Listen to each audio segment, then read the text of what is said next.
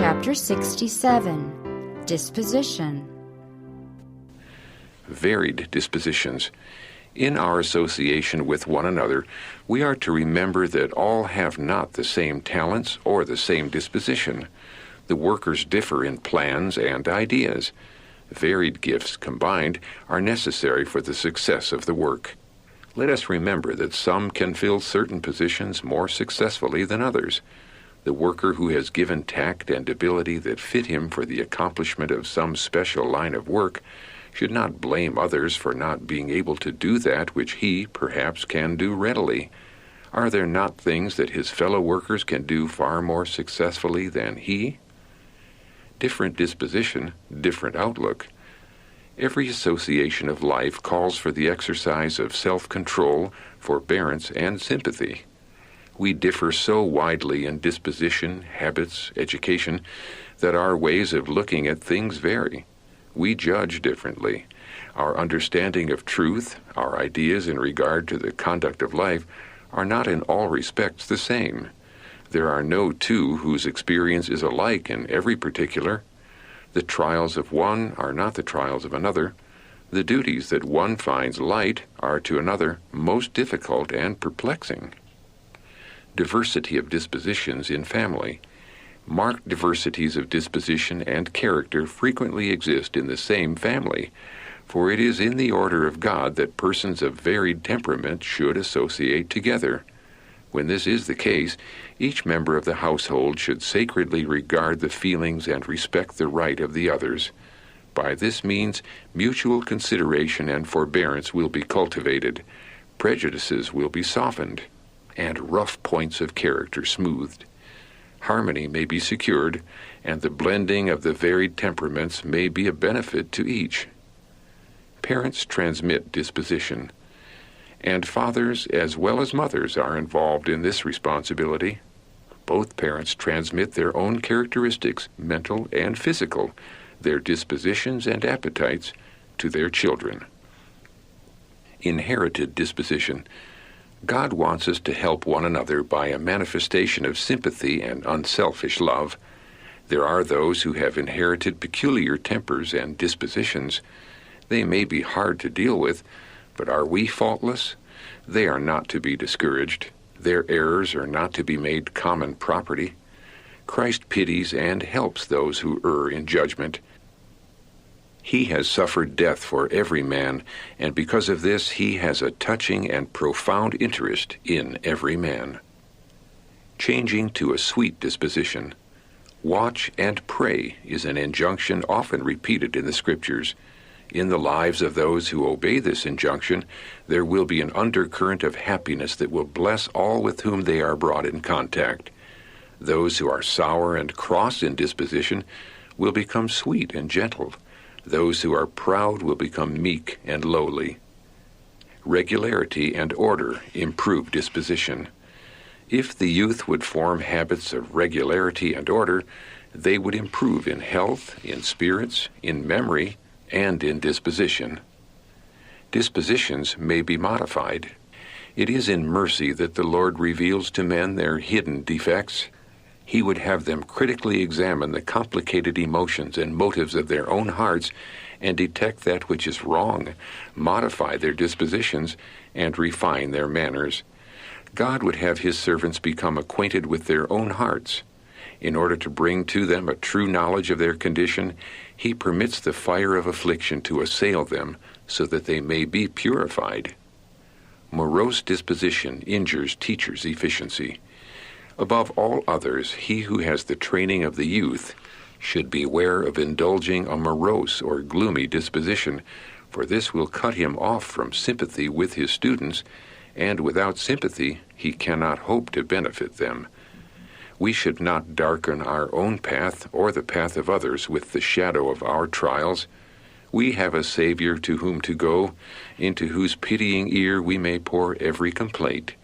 We may leave all our cares and burdens with him, and then our labor will not seem hard or our trials severe.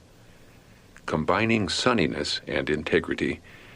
The religion of Jesus softens whatever is hard and rough in the temper and smooths whatever is rugged and sharp in the manners. It makes the words gentle and the demeanor winning. Let us learn from Christ how to combine a high sense of purity and integrity with sunniness of disposition. A kind, courteous Christian is the most powerful argument that can be produced in favor of Christianity. Improper eating spoils the disposition. Many spoil their dispositions by eating improperly. We should be just as careful to learn the lessons of health reform as we are to have our studies perfectly prepared, for the habits that we adopt in this direction are helping to form our characters for the future life. It is possible for one to spoil his spiritual experience by an ill usage of the stomach. Flesh meats produce an irritable disposition. God did not withhold meat from the Hebrews in the wilderness simply to show his authority, but for their good, that they might preserve physical and moral strength. He knew that the use of animal food strengthens the animal passions and enfeebles the intellect. He knew that the gratification of the appetite of the Hebrews for flesh meats would weaken their moral powers and induce such an irritable disposition that the vast army would become insubordinate, that they would lose the high sense of their moral obligations and refuse to be controlled by the wise laws of Jehovah. Sugar and the disposition. Sugar is not good for the stomach. It causes fermentation, and this clouds the brain and brings peevishness into the disposition. Softening a perverse disposition. Advancement in Christian experience is characterized by increasing humility. As the result of increasing knowledge, everyone who is united to Christ will depart from all iniquity. I tell you, in the fear of God, I have been shown that many of you will fail of everlasting life because you are building your hopes of heaven on a false foundation. God is leaving you to yourselves, to humble you and to prove you, to know what is in your heart. You have neglected the Scriptures. You despise and reject the testimonies because they reprove your darling sins and disturb your self-complacency. When Christ is cherished in the heart, his likeness will be revealed in the life. Humility will reign where pride was once predominant. Submission, meekness, patience will soften down the rugged features of a naturally perverse, impetuous disposition. Love to Jesus will be manifested in love to his people. It is not fitful, not spasmodic, but calm and deep and strong. The life of the Christian will be divested of all pretense, free from all affectation, artifice, and falsehood. It is earnest, true, sublime. Christ speaks in every word. He is seen in every deed. The life is radiant with the light of an indwelling Savior. In converse with God and in happy contemplation of heavenly things, the soul is preparing for heaven and laboring to gather other souls into the fold of Christ. Our Savior is able and willing to do for us more than we can ask or even think. God can mold the disposition. Whatever your disposition may be, God is able to so mold that disposition that it will be sweet and Christ-like. By living faith, you can separate from everything not in accordance with the mind of God, and thus bring a heaven into your life here below. Will you do this? If you do, you will have sunshine at every step. A blessing to the sick. The pleasant disposition, the beautiful character, the Lord will use to bring blessing to the sick. The truths of the Word of God possess a sanctifying, transforming power. If received into the heart and carried into the life, they will prove a savor of life unto life. Let those employed in our institutions be such as will let the light of light shine forth in their daily words and actions. It is only such that Christ can accept as workers together with him. Harmony of varied dispositions.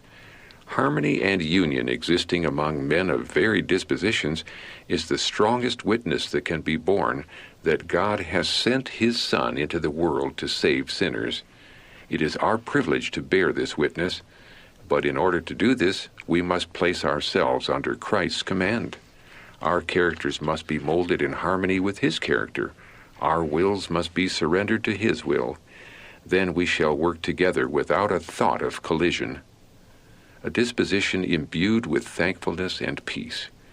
Of all things that are sought, cherished, and cultivated, there is nothing so valuable in the sight of God as a pure heart, a disposition imbued with thankfulness and peace. Disposition not changed by resurrection. If you would be a saint in heaven, you must first be a saint on earth. The traits of character you cherish in life will not be changed by death or by the resurrection. You will come up from the grave with the same disposition you manifested in your home and in society.